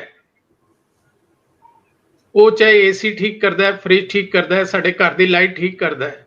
ਜੇ ਉਹਦੀ ਸਪੈਸ਼ਲਾਈਜੇਸ਼ਨ ਹੈ ਕਿ ਉਹ ਜਾਏਗਾ, ਐਗਜ਼ੈਕਟ ਫਾਲਟ ਲੱਭੇਗਾ, ਉਹ ਪ੍ਰੋਪਰ ਕੰਮ ਕਰਕੇ ਆ ਜਾਏਗਾ, ਉਹ ਦੂਸਰੇ ਨਾਲੋਂ 100 ਰੁਪਏ ਫालतू ਮੰਗੇਗਾ, ਅਸੀਂ ਉਹਨੂੰ ਪ੍ਰੈਫਰ ਕਰਾਂਗੇ, ਚਾਹੇ ਉਹ 2 ਦਿਨ ਬਾਅਦ ਆ ਕੇ ਕਰੇ। ਨਹੀਂ, ਉਹਦੇ ਕੋਲ ਨਹੀਂ ਕਰਾਣਾ, ਨਵੇਂ ਬੰਦੇ ਕੋਲ ਨਹੀਂ ਕਰਾਣਾ ਸੀ। ਕੰਪੀਟੀਸ਼ਨ ਨਹੀਂ ਰਹਿੰਦਾ। ਇਹ ਸਿਰਫ ਸਾਰਾ ਜਿਹੜੀ ਗੇਮ ਹੈਗੀ ਹੈ, ਸਾਡੇ ਐਟੀਟਿਊਡ ਦੀ ਹੈ, ਸਾਡੇ ਨਜ਼ਰੀਏ ਦੀ ਹੈ ਕਿ ਅਸੀਂ ਕਿਸ ਚੀਜ਼ ਨੂੰ ਕਿਵੇਂ ਦੇਖਦੇ ਹਾਂ। ਰਾਈਟ। ਜੇ ਅਸੀਂ ਆਪਣਾ ਨਜ਼ਰੀਆ ਥੋੜਾ ਜਿਹਾ ਬਦਲਦੇ ਹਾਂ ਤੇ ਸਾਰੀ ਗੇਮ ਬਦਲ ਜਾਂਦੀ ਹੈ। ਅੱਜ ਦਿੱਲੀ ਦੇ ਵਿੱਚ ਸ਼ਾਇਦ 2000 ਪਕੌੜੇ ਬਣਾਉਣ ਵਾਲਾ ਹੈ, ਲੇਕਿਨ ਇੱਕ ਪਕੌੜੇ ਬਣਾਉਣ ਵਾਲਾ ਜੇ ਚਟਨੀ ਅਲੱਗ ਟਾਈਪ ਦੀ ਬਣਾਉਂਦਾ ਹੈਗਾ ਤੇ ਸਵੇਰੇ ਤੋਂ ਸ਼ਾਮ ਤੱਕ, ਰਾਤੀ ਤੱਕ ਲਾਈਨ ਲੱਗੀ ਰਹਿੰਦੀ ਹੈ। ਦਿੱਲੀ 'ਚ 1-2 ਐਗਜ਼ਾਮਪਲ ਐਸੇ ਹੈਗੇ ਨੇ। ਤੁਸੀਂ ਸਵੇਰੇ 9 ਵਜੇ ਜਾਓ ਜਾਂ ਰਾਤੀ 9 ਵਜੇ ਜਾਓ, ਤੁਹਾਨੂੰ 10-15 ਮਿੰਟ 20 ਮਿੰਟ ਵੇਟ ਕਰਨੀ ਪਏਗੀ ਉੱਥੇ। ਪਕੌੜੇ ਤੇ ਸਾਰੇ ਹੀ ਬਣਾ ਰਹੇ ਨੇ। ਇਹ ਛੋਟੇ ਮੈਂ ਐਗਜ਼ਾਮਪਲ ਦੇ ਰਿਹਾ ਜਿਹੜੇ ਕਿ ਬਿਲਕੁਲ ਗਰਾਊਂਡ ਰਿਐਲਿਟੀ ਨਾਲ ਜੁੜੇ ਹੋਏ ਨੇ। ਜੀ। ਤੇ ਇਸ ਕਰਕੇ ਸਾਨੂੰ ਵੱਡੀਆਂ ਗੱਲਾਂ ਸੇਮ ਫਾਰਮੈਟ ਦੇ ਉੱਤੇ ਜੇ ਅਸੀਂ ਵੱਡੇ ਲੈਵਲ ਤੇ ਗੱਲ ਕਰਦੇ ਹਾਂ, ਦੂਸਰੇ ਕੀ ਕਰ ਰਹੇ ਨੇ, ਕਿਵੇਂ ਕਰ ਰਹੇ ਨੇ, ਕੀ ਮਾਲ ਬਣਾ ਰਹੇ ਨੇ, ਕਿੱਥੇ ਵੇਚ ਰਹੇ ਨੇ, ਸਾਨੂੰ ਉਸ ਪਾਸੇ ਦੇਖਣ ਦੀ ਲੋੜ ਨਹੀਂ ਹੈਗੀ। ਜੀ ਸਾਨੂੰ ਇਹ ਸਿਰਫ ਦੇਖਣ ਦੀ ਲੋੜ ਹੈ ਕਿ ਅਸੀਂ ਉਹਨਾਂ ਨਾਲੋਂ ਅਲੱਗ ਕੀ ਕਰ ਸਕਦੇ ਹਾਂ, ਸਾਡੇ ਅੰਦਰ ਕੀ ਯੂਨੀਕਨੈਸ ਹੈਗੀ ਹੈ। ਵੰਡਰਫੁਲ। ਕਿਉਂਕਿ ਜਿੱਥੇ ਭੀੜ ਹੋਏਗੀ ਉੱਥੇ ਚੰਗੇ ਬੰਦੇ ਕੁਆਲਿਟੀ ਨਹੀਂ ਹੋਏਗੀ, ਜਿੱਥੇ ਕੁਆਲਿਟੀ ਹੋਏਗੀ ਉੱਥੇ ਭੀੜ ਨਹੀਂ ਹੋਏਗੀ। Right right. ਤੇ ਉਹ ਵਾਕਈ ਅਲੱਗ ਹੋ ਜਾਏ ਤੇ ਕੰਪੀਟੀਸ਼ਨ ਤੇ ਆਪਣੇ ਆਪ ਖਤਮ ਹੋ ਗਿਆ। ਮੋਟੀਵੇਸ਼ਨ, ਅਸੀਂ ਸੈਲਫ ਮੋਟੀਵੇਸ਼ਨ ਸਭ ਤੋਂ ਬੈਸਟ ਹੈਗੀ ਹੈ। ਜੀ ਰਾਤੀ ਤੁਸੀਂ ਪ੍ਰੋਮਿਸ ਕਰਕੇ ਸੋ ਕਿ ਮੈਂ ਸਵੇਰੇ ਉੱਠਣਾ ਹੈ ਤੇ ਮੈਂ ਇਹ ਕੰਮ ਕਰਨੇ ਨੇ, ਮੇਰੀ ਇਹ ਪ੍ਰਾਇੋਰਟੀਜ਼ ਹੈਗੀ ਹੈ। ਸਵੇਰੇ ਉੱਠਦੇ ਤੁਹਾਡਾ 1 ਮਿੰਟ ਵੀ ਵੇਸਟ ਨਹੀਂ ਹੋਏਗਾ। ਸਵੇਰੇ ਉੱਠ ਕੇ ਅਸੀਂ ਅੱਧਾ ਘੰਟਾ 1 ਘੰਟਾ ਸੋਚਣ 'ਚ ਲਗਾ ਦਿੰਦੇ ਹਾਂ, ਅੱਜ ਕੀ ਕੀ ਕਰਨਾ ਹੈ, ਕਿੱਥੇ ਜਾਣਾ ਹੈ, ਅੱਜ ਨਾਸ਼ਤਾ ਕੀ ਕਰਨਾ ਹੈ, ਪਰੌਂਠੇ ਗੋਭੀ ਦੇ ਖਾਣੇ ਨੇ ਕਿ ਆਲੂ ਦੇ ਖਾਣੇ ਨੇ। 1 ਘੰਟਾ 1.5 ਘੰਟਾ ਤੇ ਅਸੀਂ ਇਹਨਾਂ ਗੱਲਾਂ 'ਚ ਵੇਸਟ ਕਰ ਦਿੰਦੇ ਹਾਂ। ਸਹੀ ਗੱਲ। ਜੇ ਅਸੀਂ ਰਾਤੀ ਆਪਣੇ ਮਾਈਂਡ ਦੇ ਵਿੱਚ ਫੀਡ ਕਰਕੇ ਸੋਨੇ ਆ ਕਿ ਸਵੇਰੇ ਅਸੀਂ ਇਹ ਕੰਮ ਕਰਨੇ ਨੇ, ਰੀਜ਼ਨ ਬੀਇੰਗ ਇਹਦਾ ਫਾਇਦਾ ਕੀ ਹੁੰਦਾ ਹੈ, ਸਾਡਾ ਸਬਕੌਂਸ਼ੀਅਸ ਮਾਈਂਡ ਸਾਰੀ ਰਾਤ ਸੌਂਦਾ ਨਹੀਂ, ਉਹ ਸਾਰੀ ਰਾਤ ਕੰਮ ਕਰਦਾ। ਜੇ ਉਹਨੂੰ ਅਸੀਂ ਐਵੇਂ ਖੁੱਲਾ ਛੱਡ ਦਿਆਂਗੇ ਤੇ ਉਹ ਜਿਹੜੇ ਅਨਵਾਂਟਡ ਥਾਟਸ ਹੈਗੇ ਨੇ, ਜਿਨ੍ਹਾਂ ਦਾ ਸਾਡੀ ਲਾਈਫ ਨਾਲ ਕੋਈ ਲੈਣਾ ਦੇਣਾ ਨਹੀਂ, ਕਿਸੇ ਨਾਲ ਕਦੀ ਕੋਈ ਗੱਲ ਹੋਈ, ਕਿਸੇ ਨਾਲ ਕੋਈ ਬਹਿਸ ਹੋ ਗਈ, ਜਾਂ ਦਿਨੇ ਕਿਸੇ ਨੇ ਸਾਨੂੰ ਕੁਝ ਕਹਿਤਾ ਜਾਂ ਅਸੀਂ ਕਿਸੇ ਨੂੰ ਕੁਝ ਕਹਿਤਾ, ਉਹ ਥਾਟ ਸਾਡੇ ਮਾਈਂਡ ਵਿੱਚ ਉਹ ਲੱਸੀ ਦੀ ਤਰ੍ਹਾਂ ਰਿੜਕਦੇ ਰਹਿਣਗੇ। ਜੀ ਜੀ। ਜੇ ਅਸੀਂ ਉਹਨੂੰ ਕਲੀਅਰ ਕੱਟ ਇਨਸਟਰਕਸ਼ਨ ਦਿੰਦੇ ਹਾਂ ਕਿ ਮੈਂ ਸਵੇਰੇ 8 ਵਜੇ ਉੱਠਣਾ ਹੈ, 8 ਵਜੇ ਤੱਕ ਉੱਠ ਕੇ ਤਿਆਰ ਹੋ ਕੇ ਇਹ ਕੰਮ ਕਰਨੇ ਨੇ, 9 ਵਜੇ ਮੈਂ ਬੈਂਕ ਜਾਣਾ ਹੈਗਾ, 10 ਵਜੇ ਮੈਂ ਇਹ ਕੰਮ ਕਰਨਾ ਹੈ, ਤੁਸੀਂ ਅੱਧੇ ਦਿਨ ਦੇ ਵਿੱਚ ਪੂਰੇ ਦਿਨ ਤੋਂ ਜ਼ਿਆਦਾ ਦੀ ਆਊਟਪੁੱਟ ਲੈ ਸਕਦੇ ਹੋ। ਵਾਹ ਵਾਹ ਵਾਹ, thank you so much for sharing. ਜੀ ਜੀ ਜੀ। ਨਹੀਂ ਹੋਏਗਾ, ਔਰ ਜੋ ਕੁਆਲਿਟੀ ਤੁਹਾਨੂੰ ਉਸ ਟਾਈਮ ਮਿਲੇਗੀ, ਜੋ ਤਸੱਲੀ, ਜੋ ਖੁਸ਼ੀ ਤੁਹਾਨੂੰ ਉਸ ਟਾਈਮ ਮਿਲੇਗੀ ਕੰਮ ਕਰਕੇ, ਉਹ ਨਸਤੇ ਭਜਦੇ ਸਵੇਰੇ ਸਵੇਰੇ ਨਾਸ਼ਤਾ ਜਲਦੀ ਦੇ ਦੇ, ਜਲਦੀ ਮੇਰਾ ਬੈਗ ਦੇ ਦੇ, ਪਾਣੀ ਦੇ ਦੇ, ਜਲਦੀ ਗੱਡੀ ਦੀ ਚਾਬੀ ਨਹੀਂ ਮਿਲ ਰਹੀ, ਉਹ ਟੈਨਸ਼ਨ ਨਾਲ ਉਹ ਨਹੀਂ, ਬੜੇ ਪੀਸਫੁਲੀ ਵਾਹਿਗੁਰੂ ਦਾ ਨਾਮ ਲੈ ਕੇ ਅਰਦਾਸ ਕਰਕੇ ਬੜੇ ਪਿਆਰ ਨਾਲ ਘਰੋਂ ਨਿਕਲੋ, ਸ਼ਾਂਤ ਮਨ ਨਾਲ ਨਿਕਲੋ। ਉਸੇ ਤਰ੍ਹਾਂ ਸਾਰਾ ਦਿਨ ਤੁਹਾਡੇ ਫਸਟ ਕਲਾਸ ਕੰਮ ਹੋਣਗੇ। ਸ਼ਾਮੀ ਖੁਸ਼ੀ ਖੁਸ਼ੀ ਵਾਪਸ ਆਓ, ਬੱਚਿਆਂ ਨਾਲ ਕੁਆਲਿਟੀ ਟਾਈਮ ਸਪੈਂਡ ਕਰੋ, ਆ ਕੇ ਜੋ ਕੁਝ ਸਾਰਾ ਦਿਨ ਅਸੀਂ ਕੀਤਾ ਹੈਗਾ ਉਹ ਫੈਮਿਲੀ ਨਾਲ, ਪਰਿਵਾਰ ਨਾਲ ਸ਼ੇਅਰ ਕਰੋ, ਤਾਂ ਕਿ ਜੇ ਥੋੜਾ ਬਹੁਤ ਕੋਈ ਸਟ੍ਰੈਸ ਹੈਗਾ ਕਿਸੇ ਤਰ੍ਹਾਂ ਦਾ, ਉਹ ਰਾਤੀ ਸੌਣ ਤੋਂ ਪਹਿਲੇ ਸਾਰਾ ਕਲੀਅਰ ਹੋ ਜਾਏਗਾ, ਤਾਂ ਕਿ ਉਸ ਤੋਂ ਬਾਅਦ ਸੌਣ ਤੋਂ ਬਾਅਦ ਕੋਈ ਵੀ ਸਾਡਾ ਨੈਗੇਟਿਵ ਥਾਟਸ ਮਾਈਂਡ ਵਿੱਚ ਨਹੀਂ ਰਹਿਣਾ ਚਾਹੀਦਾ। ਰਾਈਟ। ਇੰਨੀ ਜੀ ਪ੍ਰੈਕਟਿਸ ਕਰਦੇ ਹੀ ਜ਼ਿੰਦਗੀ ਬੜੀ ਖੁਸ਼ਹਾਲ ਤੇ ਆਸਾਨ ਹੋ ਜਾਂਦੀ ਹੈ। And on that note, uncle, you have a beautiful smile, I must say. I should say to this viewers that I think aakhri 5-7 minute which Jolly uncle has shared so much. He has shared about self motivation, that one promise in your life can change your life. He has talked about a perspective where there is no competition if you have attitude and if you can differ yourself from the crowd. And he has also talked about the subconscious mind, that how you should be very focused and you should have targets कि भाई सवेरे उठ के ਅਸੀਂ plan करिए अपनी life ਤੇ छोटी छोटी चीज़ां करके like life can become so smooth and so happy and so joyful. And uncle, thank you so much for this. Uncle, what has been your journey of these 37 books? I think 37 books, ਮੈਨੂੰ ਹੋਰ ਕਿਸੇ ਨਾਲ ਮੇਰੀ ਗੱਲ ਨਹੀਂ ਹੋਈ ਜਿਸਨੇ 37 books ਲਿਖੀਆਂ ਹੋਣ ਆਪਣੀ ਲਾਈਫ 'ਚ। ਨਹੀਂ ਇਹ ਜ਼ਰੂਰੀ ਜਰਨੀ ਹੈ ਮੇਰੇ ਖਿਆਲ। ਮਤਲਬ ਮੈਂ ਕਿਸੇ ਨੇ ਲਿਖੀਆਂ ਹੋਣ, ਜ਼ਿਆਦਾ ਵੀ ਲਿਖੀਆਂ ਹੋਣਗੀਆਂ maybe but you are the first one ਜਿਹਨੂੰ ਮੈਂ ਮਿਲ ਰਿਹਾ। ਤੇ how has been this journey? ਮਤਲਬ ਇਹ ਜਰਨੀ ਕਿਸ ਤਰ੍ਹਾਂ ਰਹੀ? I'm sure ਤੁਸੀਂ ਬੜਾ enjoy ਵੀ ਕੀਤਾ ਹੋਣਾ ਹੈ, ਬੜਾ ਸਿੱਖਿਆ ਵੀ ਹੋਣਾ ਹੈ, ਬੜਾ ਸਿਖਾਇਆ ਵੀ ਹੋਣਾ ਹੈ। And how has this journey been? Actually ਮੈਂ ਨਾ ਪ੍ਰਿੰਟ ਮੀਡੀਆ ਲਈ ਲਿਖਦਾ ਸੀ ਤੇ ਬੜਾ ਲੰਬਾ ਅਰਸਾ ਹੋ ਗਿਆ ਸੀ। ਆਫ ਕੋਰਸ ਕਿ ਪਬਲਿਕ ਵਿੱਚ ਇੱਕ ਬੜੀ ਅੱਛੀ ਪਹਿਚਾਣ ਬਣ ਚੁੱਕੀ ਸੀ ਜੋਲੀ ਅੰਕਲ ਦੀ, ਕਿਉਂਕਿ ਹਰ ਆਰਟੀਕਲ ਦੇ ਨਾਲ ਮੇਰੀ ਫੋਟੋ ਔਰ ਮੇਰਾ ਲੋਗੋ, ਜੋਲੀ ਅੰਕਲ ਦਾ ਸਮਾਈਲੀਜ਼ ਵਾਲਾ ਲੋਗੋ ਹੈ, ਉਹ ਲੱਗਦਾ ਸੀ ਜੀ। ਤੇ ਇਸੇ ਕਰਕੇ ਸ਼ਾਇਦ ਮੈਨੂੰ ਦਿੱਕਤ ਵੀ ਨਹੀਂ ਆਈ ਕਿ ਜਿਹੜੇ ਪਬਲਿਸ਼ਰ ਨਾਲ ਵੀ ਗੱਲ ਹੋਈ ਸਾਡੀ, ਇੰਡੀਆ ਦੇ ਸਾਰੇ ਵੱਡੇ ਲੀਡਿੰਗ ਪਬਲਿਸ਼ਰ ਨੇ, ਉਹ ਮੇਰੀਆਂ ਬੁੱਕਸ ਬਣਾ ਰਹੇ ਨੇ, डायमंड जी बुक्स है, प्रभात प्रकाशन है, एनबीटी गवर्नमेंट ऑफ इंडिया है, बुक लाइन वाले ने उन्होंने ਹੁਣ 5 किताबां बनाई रिसेंटली। मैं 1 सेकंड सिर्फ है दिखाना चाहांगा, हाँ लेटेस्ट जी में लिखी है, लव लव यू यू जिंदगी, जी कभी हार कभी जीत, जिंदगी की यही रीत।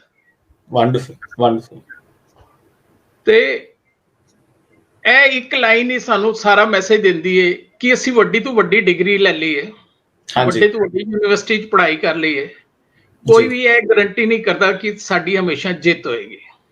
राइट राइट राइट ਗਵਾਸਕਰ ਸਾਹਿਬ ਇੰਡੀਆ ਦੇ ਨੰਬਰ 1 ਪਲੇਅਰ ਰਹੇ, ਸਚਿਨ ਦੁਨੀਆ ਭਗਵਾਨ ਮੰਨਦੀ ਉਹਨਾਂ ਨੂੰ, जी ਸਭ ਤੋਂ ਜ਼ਿਆਦਾ ਰਨ ਉਹਨਾਂ ਨੇ ਬਣਾਏ, ਲੇਕਿਨ ਸ਼ਾਇਦ ਸਭ ਤੋਂ ਜ਼ਿਆਦਾ ਜ਼ੀਰੋ ਤੋਂ ਵੀ ਉਹੀ ਆਊਟ ਹੋਏ ਨੇ। जी जी जी ਤੇ ਇਸ ਕਰਕੇ ਫੇਲ ਹੋਣਾ, ਹਾਰਨਾ, ਗਿਰਨਾ ਇਹ ਬੜੀਆਂ ਮਾਈਨਰ ਚੀਜ਼ਾਂ ਨੇ। जी ਬੁੱਕਸ ਦੀ ਜਿੱਥੇ ਤੱਕ ਗੱਲ ਹੈਗੀ ਹੈ ਤੇ ਉਹ ਐਕਚੁਅਲੀ ਪ੍ਰਿੰਟ ਮੀਡੀਆ ਦੀ ਹਾਰਡਲੀ 2 ਦਿਨ 3 ਦਿਨ ਲਾਈਫ ਹੁੰਦੀ ਸੀ, ਉਹਦੇ ਬਾਅਦ ਖਤਮ ਹੋ ਜਾਂਦਾ ਸੀ। ਤੇ ਫਿਰ ਮਨ 'ਚ ਆਇਆ ਕਿ ਕੁਝ ਐਸਾ ਕੀਤਾ ਜਾਏ ਕਿ ਐਟਲੀਸਟ ਇੱਕ ਥੋੜੇ ਅਰਸੇ ਤੱਕ ਲੋਕਾਂ ਨੂੰ ਯਾਦ ਰਹਿ ਸਕੇ। ਫਿਰ ਮੈਂ बिल्कुल ਪਹਿਲੀ ਕਿਤਾਬ ਲਿਖੀ ਸੀ ਹੱਸਤੇ ਹੱਸਤੇ ਜੀਣਾ सीखो, राइट राइट हंसी खुशी और हम, नो टेंशन नो गम। बाई चांस वो भी उस टाइम भी मैं स्ट्रेस टेंशन ਤੇ ਲਿਖੀ, ਔਰ ਲੇਟੈਸਟ ਹੈ ਜਿਹੜੀ 37ਵੀਂ ਕਿਤਾਬ ਹੈ ਇਹ ਵੀ ਮੈਂ ਫਿਰ ਉਹਦੇ ਤੇ ਲਿਖੀ। ਇਹ ਹੁਣ ਜੀ ਇਸ ਕਰਕੇ ਲਿਖਣੀ ਪਈ ਕਿ ਕੋਵਿਡ ਤੋਂ ਬਾਅਦ ਐਕਚੁਅਲੀ ਬਹੁਤ ਸਾਰੇ ਲੋਕ ਸਟ੍ਰੈਸ ਔਰ ਟੈਨਸ਼ਨ ਡਿਪਰੈਸ਼ਨ ਵਿੱਚ ਆ ਗਏ, ਕੁਝ ਬਿਲਕੁਲ ਲੋਕਾਂ ਨੇ ਸੁਸਾਈਡ ਕਰ ਲਿਆ, ਕੁਝ ਆਲਮੋਸਟ ਉਸ ਕਤਾਰ ਤੱਕ ਪਹੁੰਚੇ ਹੋਏ ਨੇ। ਇਹਦੇ ਜੀ ਵਿੱਚ ਮੈਂ ਇਹ ਕਹਿਣ ਦੀ ਕੋਸ਼ਿਸ਼ ਕੀਤੀ ਕਿ ਕੋਈ ਵੀ ਚੀਜ਼ ਸਾਡੀ ਲਾਈਫ ਵਿੱਚ ਪਰਮਾਨੈਂਟ ਨਹੀਂ ਹੈਗੀ। राइट ਇਸ ਤੋਂ ਪਹਿਲੇ ਵੀ ਇਸ ਤਰ੍ਹਾਂ ਦੀਆਂ ਕਈ ਬਿਮਾਰੀਆਂ ਆਈਆਂ ਨੇ, ਅਲੱਗ-ਅਲੱਗ ਫਾਰਮ ਵਿੱਚ ਆਈਆਂ ਨੇ। ਇਹ ਵੀ ਇੱਕ ਆਈ ਹੈ, ਅੱਜ ਨਹੀਂ ਕੱਲ, ਮਹੀਨੇ 2 ਮਹੀਨੇ 'ਚ ਨਿਕਲ ਜਾਏਗੀ, ਚਲੀ ਜਾਏਗੀ। जी ਸਾਨੂੰ ਲੋੜ ਹੈਗੀ ਅਸੀਂ ਆਪਣੇ ਆਪ ਨੂੰ ਪ੍ਰੀਕਾਸ਼ਨ ਲੈ ਕੇ ਬਚਾਈਏ ਪਹਿਲੇ, जी जी ਠੀਕ ਹੈ ਨਾ। ਹਰ ਚੀਜ਼ ਦਾ ਮਤਲਬ ਕਿ ਜਿਹੜੀ ਚੀਜ਼ ਸਾਡੇ ਵੱਸ ਵਿੱਚ ਨਹੀਂ ਹੈਗੀ ਉਹਦੇ ਲਈ ਬਾਰ-ਬਾਰ ਕੰਪਲੇਂਟ ਕਰਨਾ, ਉਹਨੂੰ ਕ੍ਰਿਟਿਸਾਈਜ਼ ਕਰਨਾ, ਉਹਦੇ ਨਾਲ ਤਾਂ ਕੋਈ ਹੱਲ ਨਹੀਂ ਮਿਲੇਗਾ ਸਾਨੂੰ।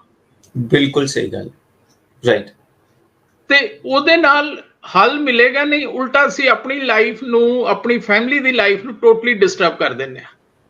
ਸਾਡਾ Right. ਮੂਡ ਖਰਾਬ ਹੋਏਗਾ, ਅਸੀਂ ਆਪਣੀ ਮਿਸਿਸ ਨੂੰ ਡਾਂਟ ਦਿਆਂਗੇ, ਉਹ ਬੱਚਿਆਂ ਨੂੰ ਡਾਂਟ ਦੇਗੀ, ਕਿਉਂਕਿ ਜਿਹੜਾ ਥੋੜਾ ਜਿਹਾ ਕਮਜ਼ੋਰ ਹੁੰਦਾ ਹੈ ਅਗਲਾ ਗੁੱਸਾ ਉਹਦੇ ਤੇ ਨਿਕਲਦਾ ਜਾ ਕੇ, ਕਿਉਂਕਿ So true. ਵੱਡੇ ਵਾਲੇ ਨੂੰ ਤੇ ਅਸੀਂ ਕੁਝ ਕਹਿ ਨਹੀਂ ਨਾ ਸਕਦੇ, जी ਬਹੁਤ जी ਨੂੰ ਅਸੀਂ ਜਾ ਕੇ ਕਹਿ ਨਹੀਂ ਸਕਦੇ। जी ਤੇ ਇਸ ਕਰਕੇ ਕੋਈ ਐਸੀ ਡਰਨ ਦੀ ਘਬਰਾਉਣ ਦੀ ਗੱਲ ਨਹੀਂ ਹੁੰਦੀ। ਔਰ ਹੌਲੀ ਹੌਲੀ ਪਤਾ ਨਹੀਂ ਕਿਸ ਤਰ੍ਹਾਂ ਵਾਹਿਗੁਰੂ ਨੇ ਬਖਸ਼ਿਸ਼ ਕੀਤੀ, ਕਿਉਂਕਿ ਗਿਆਨ ਤੇ ਵਾਹਿਗੁਰੂ ਦੀ ਮਿਹਰ ਨਾਲ ਹੀ ਮਿਲ ਸਕਦਾ ਹੈ। ਬੰਦੇ ਹਾਂਜੀ। ਦਾ ਵਾਸਤਾ ਤਾਂ ਨਹੀਂ ਹੈ ਕਿ ਇੰਨਾ ਸਾਰਾ ਬੰਦਾ ਲਿਖ ਸਕੇ ਜਾਂ ਸੋਚ ਸਕੇ।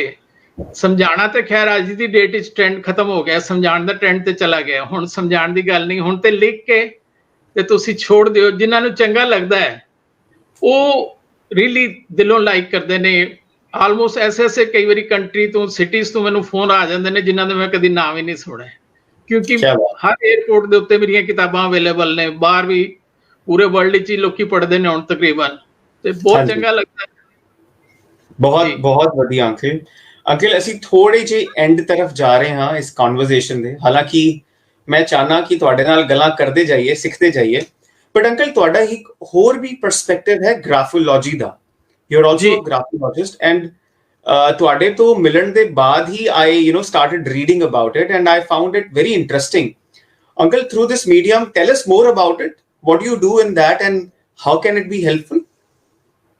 ਗ੍ਰਾਫੋਲੋਜੀ ਦੇਖੋ, ਸਾਡੀ ਜ਼ਿੰਦਗੀ ਜਿਹੜੀ ਹੈ ਸਿਰਫ ਔਰ ਸਿਰਫ ਸਾਡਾ ਮਾਈਂਡ ਚਲਾਉਂਦਾ ਹੈ। ਹਾਂਜੀ ਸਾਡੇ ਹੱਥ ਨੂੰ ਨਹੀਂ ਪਤਾ ਕਿ ਸਾਡਾ ਨਾਂ ਕੀ ਹੈਗਾ, ਸਾਡੇ ਪੈਨ ਪੈਨਸਿਲ ਨੂੰ, ਡਿਵਾਈਸਿਸ ਨੂੰ ਨਹੀਂ ਪਤਾ ਕਿ ਅਸੀਂ ਕਿਵੇਂ ਲਿਖਣਾ ਹੈਗਾ। ਜੀ ਉਹ ਸਾਰੇ ਸਿਗਨਲ ਸਾਨੂੰ ਬ੍ਰੇਨ ਤੋਂ ਮਿਲਦੇ ਨੇ। ਹਾਂਜੀ ਜਦੋਂ ਅਸੀਂ ਬਚਪਨ ਤੋਂ ਪੜ੍ਹਨਾ ਸਿੱਖਣਾ ਸ਼ੁਰੂ ਕੀਤਾ, ਹੁਣ ਜਿਹੜਾ ਬੰਦਾ ਗੂੰਗਾ ਹੈਗਾ, ਜਿਹਦੇ ਕੋਲ ਸ਼ਬਦ ਨਹੀਂ ਹੈਗੇ, ਉਹ ਜ਼ਿੰਦਗੀ 'ਚ ਬਹੁਤੀ ਤਰੱਕੀ ਨਹੀਂ ਕਰ ਪਾਉਂਦਾ। ਜੀ ਲੇਕਿਨ ਜੇ ਕੋਈ ਬਲਾਈਂਡ ਹੈਗਾ, ਦੇਖ ਨਹੀਂ ਸਕਦਾ, ਉਹ ਤੁਹਾਨੂੰ ਮਿਊਜ਼ਿਕ ਡਾਇਰੈਕਟਰ ਵੀ ਮਿਲ ਜਾਣਗੇ, ਉਹ ਕਈ ਵੱਡੀਆਂ ਪਰਸਨੈਲਿਟੀਜ਼ ਵੀ ਮਿਲ ਜਾਣਗੀਆਂ।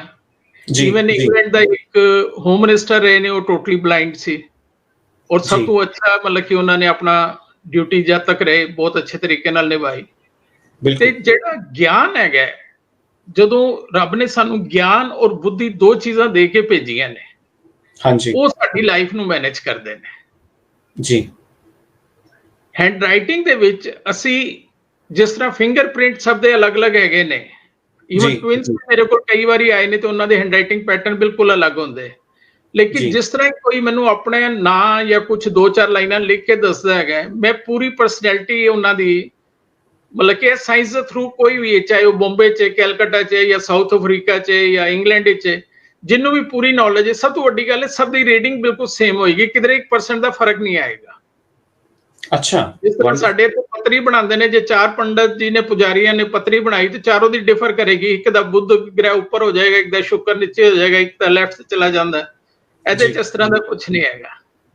ਰਾਈਟ ਰਾਈਟ ਇਹਦੇ 'ਚ ਪੂਰੀ ਪਰਸਨੈਲਿਟੀ, ਇਨਰ ਪਰਸਨੈਲਿਟੀ ਜਿਹੜੀ ਐਕਚੁਅਲੀ ਸਾਡਾ ਮੇਜਰ ਰੋਲ ਪਲੇ ਕਰਦੀ ਹੈ ਸਾਡੀ ਲਾਈਫ ਨੂੰ ਚਲਾਉਣ ਦਾ, ਬਣਾਉਣ ਦਾ, ਸਵਾਰਨ ਦਾ, ਜਿਹੜਾ ਜੀ ਰੋਲ ਪਲੇ ਕਰਦੀ ਹੈਗੀ ਹੈ, ਉਹ ਸਾਡਾ ਸਬਕੌਂਸ਼ੀਅਸ ਮਾਈਂਡ ਕਰਦਾ ਹੈ। ਜਿਹੜਾ ਡਾਟਾ ਬੈਂਕ ਉਹਦੇ ਕੋਲ ਹੈਗਾ, ਉਹੀ ਡਾਟਾ ਬੈਂਕ ਸਾਨੂੰ ਗਾਈਡ ਕਰਦਾ ਹੈ ਉਹਦੇ ਅਕੋਰਡਿੰਗਲੀ। ਹੁਣ ਅਸੀਂ ਉਹਨੂੰ ਐਜ਼ ਅ ਸੌਫਟਵੇਅਰ ਦੇਖੀਏ ਤੇ ਅਸੀਂ ਉਹਦਾ, ਹੁਣ ਮੇਰੇ ਕੰਪਿਊਟਰ 'ਚ ਕਿੰਨੇ ਸੌਫਟਵੇਅਰ ਪਏ ਨੇ, ਸਾਡੇ ਫੋਨ ਵਿੱਚ ਸ਼ਾਇਦ ਜਿੰਨੇ ਫੀਚਰਸ ਹੈਗੇ ਨੇ, ਆਮ ਬੰਦਾ 15 ਤੋਂ 20% ਤੋਂ ਜ਼ਿਆਦਾ ਉਹਦੇ ਫੀਚਰ ਨਹੀਂ ਯੂਜ਼ ਕਰਦਾ। ਟਰੂ ਟਰੂ ਲੇਕਿਨ 70-80% ਡਾਟਾ ਉਹਦੇ 'ਚ ਹੋਰ ਹੈਗਾ ਜਿਹੜਾ ਅਸੀਂ ਯੂਜ਼ ਕਰਕੇ ਬਹੁਤ ਕੁਝ ਕਰ ਸਕਦੇ ਹਾਂ। ਸੇਮ ਚੀਜ਼ ਐਪਲੀਕੇਬਲ ਹੈਗੀ ਸਾਡੇ ਮਾਈਂਡ ਦੇ ਉੱਤੇ। ਜੀ ਮਾਈਂਡ ਵਿੱਚ ਇੱਕ ਰੱਬ ਨੇ ਖਜ਼ਾਨਾ ਪਾ ਕੇ ਭੇਜਿਆ, ਸਾਨੂੰ ਯੂਜ਼ ਵੀ ਤੇ ਕਰਨਾ ਆਉਣਾ ਚਾਹੀਦਾ ਹੈ। ਟਰੂ ਅਸੀਂ ਹੁਣ ਮਾਰਕੀਟ ਜਾਣੇ, ਜਾ ਕੇ ਪੇਮੈਂਟ ਕਰਦੇ ਹਾਂ, ਮਰਸੀਡੀ ਗੱਡੀ ਖਰੀਦ ਕੇ ਲੈ ਆਨੇ ਆ। ਹੁਣ ਘਰ ਆ ਕੇ ਕਹਿੰਦੇ ਯਾਰ ਇੰਨੇ ਸਾਰੇ ਸੁੱਚ ਕੀ ਲਗਾਤੇ ਇਹਨਾਂ ਨੇ, ਕੀ ਲੋੜ ਸੀ, ਮਰੂਤੀ ਲਿਆਂਦੇ ਉਹਦੇ 'ਚ ਕੋਈ ਸੁੱਚ ਹੁੰਦਾ ਹੀ ਨਹੀਂ ਹੈਗੇ, ਸਿੱਧਾ ਬੈਠੋ ਆਪਣਾ ਚਾਬੀ ਲਗਾਓ ਤੇ ਗੱਡੀ ਚੱਲ ਪੈਂਦੀ। ਹੁਣ ਹਾਂਜੀ ਇੰਨੇ ਫੀਚਰ ਨੂੰ ਤੁਸੀਂ ਇੰਜੋਏ ਕਰਨਾ ਹੈ, ਇੰਨੀ ਲਗਜ਼ਰੀ ਨੂੰ ਇੰਜੋਏ ਕਰਨਾ ਹੈਗਾ, ਤੇ ਪਹਿਲੇ ਉਹਨੂੰ ਸਿੱਖਣਾ ਤੇ ਪਏਗਾ। ਹੁਣ ਕੰਪਨੀ ਵਾਲੇ ਤੇ ਗੱਡੀ ਨਹੀਂ ਨਾ ਸਿਖਾਣਗੇ ਸਾਨੂੰ, ਸਹੀ ਉਹ ਗੱਲ ਤਾਂ ਸਾਨੂੰ ਆਪਣੇ ਆਪ ਨੂੰ ਕਰਨਾ ਪਏਗਾ। ਸਾਡੇ ਪੇਰੈਂਟਸ, ਸਾਡੇ ਬ੍ਰਦਰ ਸਿਸਟਰ, ਕੋਈ ਨਹੀਂ ਸਾਡੇ ਲਈ ਕਰ ਸਕਦਾ। ਇਹ ਕੰਮ ਸਾਨੂੰ ਖੁਦ ਆਪ ਨੂੰ ਕਰਨਾ ਪੈਂਦਾ ਹੈ। ਮੈਂ ਜੀ ਲੋਕਾਂ ਨੂੰ ਉਹਦੇ ਲਈ ਗਾਈਡ ਕਰਦਾ ਕਿ ਤੁਹਾਡੇ ਅੰਦਰ ਇੰਨੇ ਗੁਣ ਹੈਗੇ ਨੇ, ਪਲੀਜ਼ ਉਹਨਾਂ ਨੂੰ ਕੱਢੋ ਬਾਹਰ, ਉਹਨਾਂ ਨੂੰ ਯੂਜ਼ ਕਰੋ ਔਰ ਆਪਣੀ ਜ਼ਿੰਦਗੀ ਨੂੰ ਸਵਾਰੋ। ਜ਼ਿੰਦਗੀ 'ਚ ਕਦੀ ਗਿਰਾਵਟ ਨਹੀਂ ਆਏਗੀ ਤੁਹਾਡੇ। ਜੀ ਜਿਹੜੇ ਵੀ viewers ਦੇਖ ਰਹੇ ਨੇ, you can absolutely approach Jolly Uncle for graphology. You must buy his books because ਜਿਹੜਾ ਅਸੀਂ wisdom ਕੋਸ਼ਿਸ਼ ਕਰ ਰਹੇ ਹਾਂ ਕਿ ਅੱਧੇ ਘੰਟੇ 'ਚ ਸਾਨੂੰ ਮਿਲੇ, ਉਹ ਇਹਨਾਂ books 'ਚ already it's recorded for eternity. So I would really encourage and all of you to go and buy his books. Uncle, we are absolutely towards the end. ਤੇ ਮੈਂ ਸਾਡੇ ਕੋਲ 2-3 ਮਿੰਟ ਨੇ ਅੰਕਲ, ਤੇ ਮੈਂ 2 ਸਵਾਲ ਪੁੱਛਣੇ ਸੀ ਤੁਹਾਡੇ ਤੋਂ ਜੀ ਮੈਂ ਦੋਨੋਂ ਇਕੱਠੇ ਪੁੱਛ ਲੈਣਾ ਐਂਡ ਯੂ ਕੈਨ ਆਨਸਰ। ਮੇਰਾ ਪਹਿਲਾ ਸਵਾਲ ਸੀ ਕਿ WSCC ਦੇ ਤੁਸੀਂ ਮੈਂਬਰ ਹੋ, ਅਸੀਂ ਬੜੇ ਇੰਡੈਟਡ ਹਾਂ and we feel honor that people like you are a part of WSCC. ਤੇ ਤੁਹਾਡਾ WSCC ਦਾ ਐਕਸਪੀਰੀਅੰਸ ਕਿਹੋ ਜਿਹਾ ਰਿਹਾ ਹਾਲੇ ਤੱਕ? ਮੇਰਾ ਪਹਿਲਾ ਸਵਾਲ ਹੈ। ਦੂਜਾ ਸਵਾਲ ਮੇਰਾ ਇਹ ਹੈ ਕਿ ਤੁਸੀਂ ਸਾਡੀ ਕਮਿਊਨਿਟੀ ਨੂੰ, ਸਿੱਖ ਕਮਿਊਨਿਟੀ ਨੂੰ ਕੀ ਮੈਸੇਜ ਦੇਣਾ ਚਾਹੋਗੇ? ਮੈਂ ਦੋਨੋਂ ਸਵਾਲ ਇਕੱਠੇ ਪੁੱਛ ਲੈਣੇ, you can go ahead and share your thoughts and views. ਦੇਖੋ, ਇੱਕ ਤੇ ਸਾਡੇ ਉੱਤੇ ਵਾਹਿਗੁਰੂ ਦੀ ਵੈਸੇ ਹੀ ਬੜੀ ਬਖਸ਼ਿਸ਼ ਹੈਗੀ ਏ। ਮੈਂ ਉਸੇ ਗੱਲ ਨੂੰ ਥੋੜਾ ਜਿਹਾ ਹੋਰ ਅੱਗੇ ਵਧਾ ਕੇ ਕਹਿਣਾ ਚਾਹਾਂਗਾ ਕਿ ਜਜ਼ਬਾ ਰੱਖੋ ਹਮੇਸ਼ਾ ਜਿੱਤਣ ਦਾ, ਜਜ਼ਬਾ ਰੱਖੋ ਹਮੇਸ਼ਾ ਜਿੱਤਣ ਦਾ, ਕਿਉਂਕਿ ਕਿਸਮਤ ਬਦਲੇ ਨਾ ਬਦਲੇ ਲੇਕਿਨ ਵਕਤ ਜ਼ਰੂਰ ਬਦਲਦਾ ਹੈ। ਵਾਹ, ਠੀਕ ਹੈ। ਤੇ ਵਕਤ ਅੱਜ ਮਾੜਾ ਹੈ ਕੋਵਿਡ ਕਰਕੇ ਜਾਂ ਕਿਸੇ ਕਰਕੇ, ਕੱਲ ਠੀਕ ਹੋ ਜਾਏਗਾ। ਤੇ ਆਪਣੀ ਹਿੰਮਤ, ਆਪਣੇ ਜੋਸ਼, ਜਜ਼ਬੇ, ਜਨੂਨ ਨੂੰ ਕਾਇਮ ਰੱਖੋ। ਜ਼ਿੰਦਗੀ 'ਚ ਕਦੀ ਕਿਸੇ ਚੀਜ਼ ਦੀ ਕਮੀ ਨਹੀਂ ਆਏਗੀ। ਬਾਕੀ WSCC ਦਾ ਜਿਹੜਾ ਤੁਸੀਂ ਐਕਸਪੀਰੀਅੰਸ ਪੁੱਛਿਆ, ਬਹੁਤ ਲੱਕੀ ਆ। ਪ੍ਰਧਾਨ ਸਾਹਿਬ, ਸਾਡੇ ਪ੍ਰੈਜ਼ੀਡੈਂਟ ਸਾਹਿਬ, ਚੱਡਾ ਸਾਹਿਬ, ਤੁਹਾਡੇ ਨਾਲ ਮੁਲਾਕਾਤ ਹੋਈ। ਪਿਛਲੇ ਸੰਡੇ ਮੇਰੀ ਬੁੱਕ ਹੈ, ਅਸੀਂ ਇਹਦੇ ਤੇ ਰਿਲੀਜ਼ ਕੀਤੀ, ਬਹੁਤ ਚੰਗਾ ਲੱਗਾ ਮੈਨੂੰ। ਤੇ ਮਤਲਬ ਕਿ ਅਸੀਂ ਆਪਸ ਵਿੱਚ ਹਾਲੇ ਬਹੁਤ ਸਾਰੇ ਮੈਂਬਰ ਨਹੀਂ ਮਿਲੇ, ਲੇਕਿਨ ਜਦੋਂ ਗੱਲਬਾਤ ਕਰਦੇ ਹਾਂ ਤੇ ਇੱਕ ਪਰਿਵਾਰ ਦੀ ਤਰ੍ਹਾਂ ਇਸ ਤਰ੍ਹਾਂ ਲੱਗਦਾ ਹੈਗਾ ਵੀ ਪਤਾ ਨਹੀਂ ਕਿੰਨੇ ਲੰਬੇ ਅਰਸੇ ਤੋਂ ਅਸੀਂ ਇੱਕ ਦੂਜੇ ਨੂੰ ਜਾਣਦੇ ਹਾਂ। ਹਰ ਕੋਈ ਇੱਕ ਦੂਜੇ ਦੀ ਮਦਦ ਲਈ ਤਿਆਰ ਹੈ। ਤੇ ਵਾਹਿਗੁਰੂ ਮਿਹਰ ਕਰੇ, ਬਖਸ਼ਿਸ਼ ਕਰੇ, ਸਾਡੇ ਇਸ ਗਰੁੱਪ ਨੂੰ ਚੜ੍ਹਦੀਆਂ ਕਲਾਂ 'ਚ ਰੱਖੇ, ਉਹਦੀ ਮਿਹਰ ਬਣੀ ਰਹੇ। ਤੇ ਮਿਲ ਜੁਲ ਕੇ ਅਸੀਂ ਜੋ ਇੱਕ ਦੂਜੇ ਲਈ ਬੈਸਟ ਕਰ ਸਕਦੇ ਹਾਂ ਉਹ ਅਸੀਂ ਜ਼ਰੂਰ ਕਰਨ ਦੀ ਕੋਸ਼ਿਸ਼ ਕਰਾਂਗੇ। ਮੇਰੇ ਕੋਲੋਂ ਜੋ ਬਣ ਪਾਏਗਾ ਮੈਂ ਹਰ ਵਕਤ ਹਾਜ਼ਰ ਹੈਗਾ। Thank you so much for saying that, Uncle. ਉਹ ਕਹਿੰਦੇ ਨੇ ਕਿ ਕਈ ਲੋਕ ਇਸ ਤਰ੍ਹਾਂ ਹੁੰਦੇ ਨੇ ਜੋ ਸਿਰਫ ਰੂਮ ਵਿੱਚ ਬੈਠੇ ਹੋਣ ਨਾ ਤੇ ਤੁਹਾਡੀ ਕ੍ਰੈਡੀਬਿਲਿਟੀ ਵੱਧ ਜਾਂਦੀ ਹੈ। ਯੂ ਆਰ ਵਨ ਸੱਚ ਪਰਸਨ ਕਿ ਤੁਸੀਂ WSEC ਚ ਆ ਗਏ ਹੋ ਤੇ ਸਾਡੇ WSEC ਨੂੰ 5 ਸਟਾਰਸ ਆਪਣੇ ਆਪ ਹੀ ਲੱਗ ਗਏ ਨੇ। So thank you so much for your presence and we will have to end this conversation uncle. ਸਾਨੂੰ ਹੁਣ ਐਂਡ ਕਰਨੀ ਪਏਗੀ। ਪਲੀਜ਼ ਸਿਰਫ ਲੈਣਾ ਚਾਹਾਂ।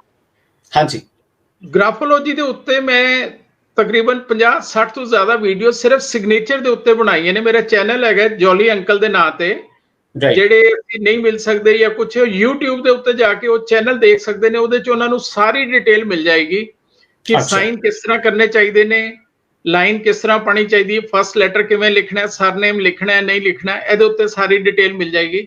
ਤੇ ਪਲੀਜ਼ ਉਹ ਸਬਸਕ੍ਰਾਈਬ ਕਰਕੇ ਤੇ ਉਸ ਨੂੰ ਚੈਨਲ ਦੇ ਸਾਰੀ ਉਹ ਅਵੇਲ ਕਰ ਸਕਦੇ ਨੇ। ਜੇ ਫਿਰ ਵੀ ਕੋਈ ਡਾਊਟ ਹੋਏ ਤਾਂ ਮੈਨੂੰ ਉਹ ਲਿਖ ਕੇ ਭੇਜ ਦੇਣ ਕਮੈਂਟ ਬਾਕਸ ਵਿੱਚ। ਮੈਂ ਹਰ ਕਿਸੇ ਨੂੰ ਸ਼ਾਮੀ 1 ਘੰਟਾ ਲਗਾ ਕੇ ਸਭ ਨੂੰ ਮੈਂ ਰਿਪਲਾਈ ਕਰਦਾ ਹਾਂ। Wonderful wonderful, thank you so much for sharing all this uncle. ਤੇ ਅਸੀਂ ਜ਼ਰੂਰ ਜੋਲੀ ਅੰਕਲ ਦੇ ਵਿਜ਼ਡਮ ਤੋਂ, ਐਕਸਪੀਰੀਅੰਸ ਤੋਂ ਤੇ his work of writing books in graphology we must take advantage of such stalwarts and such seniors in our community। ਤੇ uncle ਮੈਂ ਇਨੀ ਸ਼ਬਦਾਂ ਨਾਲ ਕਲੋਜ਼ ਕਰਨਾ ਚਾਹੂੰਗਾ। ਸਾਡਾ WSEC ਦਾ ਇੱਕ ਸਲੋਗਨ ਹੈ ਜਿਸ ਨਾਲ ਮੈਂ ਆਪਣੀ ਇੰਟਰਵਿਊਜ਼, ਆਪਣੀ ਕਨਵਰਸੇਸ਼ਨ ਕਲੋਜ਼ ਕਰਨਾ ਹੈ। ਉਹ ਸਲੋਗਨ ਹੈ one Sikh for another, ਕਿ ਇੱਕ ਸਿੱਖ ਦੂਜੇ ਵਾਸਤੇ ਖੜਾ ਰਹੇ। Thank you so much uncle. Sat Sri ਅਕਾਲ। ਸਤਿ ਸ਼੍ਰੀ ਅਕਾਲ ਜੀ। Good night. Good night to you. Good night to all the viewers. Sat Sri Akal uncle. Thank you so much. Thank you. Thank you.